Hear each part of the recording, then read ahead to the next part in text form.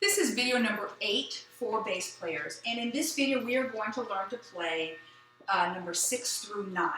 Now if you skipped video 7, you're going to need to go back and do that because there are some musical terms and symbols that you need to learn. I'm going to expect that you already know them, okay? So I'm not going to teach them in this video. We are playing 6 through 9. We've already learned the musical terms and symbols that we have here. The other thing is that we are going to, instead of playing with the metronome, we are going to use my EE library to play along from now until at least video like number 38 or 9, okay? I like to use it for a couple of reasons. The metronome, while the metronome is wonderful, the metronome will keep a very, very steady tempo, but as you might have noticed, the songs might have been a little bit boring to practice, number 2, 3, 4, and 5, because it's just 2 notes. So we will use the My EE library because the songs are more fun to practice that way. You can go play something for your parents even today, and they'll be very, very impressed with you because we'll have them play the background music with it. If you ever need to, in any of these videos, if you ever want to go slower than what we're doing, but you need to make sure you're keeping a steady tempo, use Essential Elements Interactive. That's the one where you can change the tempo. I explained all of that in video number 6. So if you missed that video, go back and watch that video as well. Okay? So before we do that, let's do a little bit of echoing. Reviewing instrument position. The stool leg is in the middle. I'm going to sit nice and tall, give my bass a nice strong wall to lean against. My left leg is going to come up. Your bass is going to lean up against here, so this is nice and strong. Okay? Rock stop is in front of your left leg and about an arm length away. And we've got the end bend to the correct height, and we are open to page number 6. Now before we, I'm sorry, not page 6, page 5. Sorry, page 5. Before we do this, let's do a little bit of echoing. Thumb on the side, tilt your wrist up, okay? Pluck 4 open Ds. In case you forgot, the D is next to the skinny string. D, D, D, D. Go. D, D, D, D. Switch to the A string. 4 A's. Ready, say, and go. A, A, A, A. 2 D's, 2 A's, and go. D, D, A, A. Now 2 A's, 2 D's, and go. A, D, D. Now something you're going to notice when we play with my EE library, there's in the background the part that you're playing.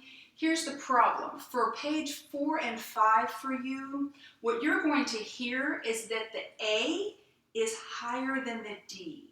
The reason for that is because this My EE library and Essential Elements Interactive, it's supposed to be able to go along with all of the instruments. And for violin, viola, and cello, their A string is higher sounding than their D string. So trust yourself.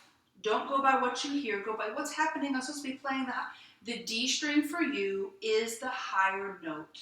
The A string is lower. It can be a little confusing doing. If it really messes you up, just use a metronome. But I think you can figure that out. So we're going to do number 6, jumping jacks. 6, jumping jacks. Let's go a little faster than what you just heard. 2 D's and go. D. Now go to open A, the lower string. D. A, D, D, D. Now you may have noticed that this recording goes a little faster than what I was doing. That's intentional. I want this to go slightly faster. Now we're going to go on to number 7. Number 7, a little bit tricky. A little bit tricky. It goes back and forth, back and forth. Really watch your music. Don't forget, you're training your eyes. Number 7. Whoops. I went to sleep. Number 7. Mix them up.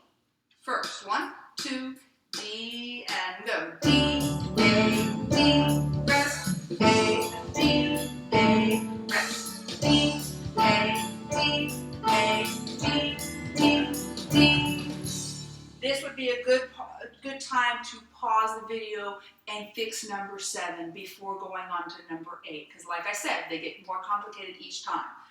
I would just remind you, we're going on to number 8 now, and just remind you that number 8 has a repeat sign. If you don't know what I mean by that, you need to go back and watch the previous video where I explained that. We are going to play number 8 twice, okay? Number 8. Count carefully. Now, your rhythm is what's going to be tricky here, meaning the combination of notes and rest. The mistake people make is they play during the rest. 8. Watch your music Count and carefully. be very careful. 2 Ds to start with. Ready and go. D, D, rest, rest. Now A, rest, rest. D, rest, A, rest.